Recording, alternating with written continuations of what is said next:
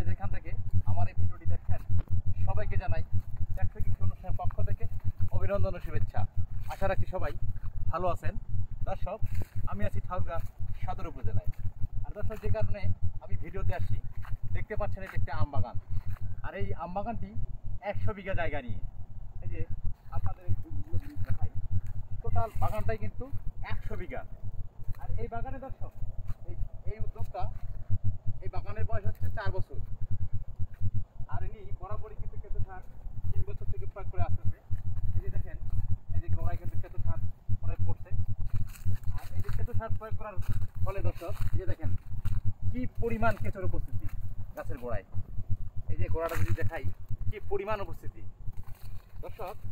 এই যে একটা বড় আম গাছ দেখা যাচ্ছে, এর গোড়াটাও যদি দেখাই, এই দেখেন কি পরিমাণ কেঁচো উপস্থিতি এবং মাটি উর্বর হয়ে আছে, মাটি সবুজ হয়ে আছে। দর্শক, এই যে আমি ঘেমে গেছি কিন্তু এখন প্রচণ্ড রোদ। এই রোদের ভিতরে কিন্তু কেঁচো কি পরিমাণ উপস্থিতি প্রতিটা গাছের গোড়ায় গোড়ায় যদি দেখাই। এই যে, আর এই বাগানটি 100 বিঘা জায়গা কিন্তু।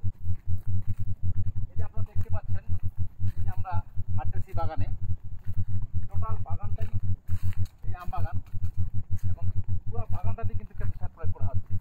এই যে আপনার ধান করে দেওয়া হয়েছে, এই যে দেখাই কেঁচো সার প্রয়োগ করা হচ্ছে, এইদিকে কেঁচো সার প্রয়োগ করছে, মানে কাজ চলমান আছে দর্শক।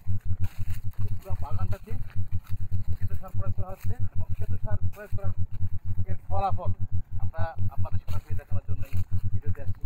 এই যে দেখেন, এই গাছটা যদি দেখাই কি পরিমাণ কেঁচো, আমরা যদি পরেরটা দেখাই কি পরিমাণ, অর্থাৎ যদি ফাঁকা জায়গা দেখাই দর্শক, এই যে দেখেন ফাঁকা কি পরিমাণ কেঁচো। অর্থাৎ কেঁচো সার প্রয়োগ করার ফলে কিন্তু পুরো মাটিটাই কিন্তু উর্বর হয়ে আছে এবং কেঁচোর উপস্থিতি সব জায়গায় বিরাজমান করছে। তো দর্শক, এই বিষয়গুলো কিন্তু সরাসরি দেখানোর জন্য ভিডিওতে আসা। আজ এই পর্যন্ত দর্শক, দেখা হবে নতুন কোনো ভিডিওতে। ততদিন ভালো থাকুন, সুস্থ থাকুন।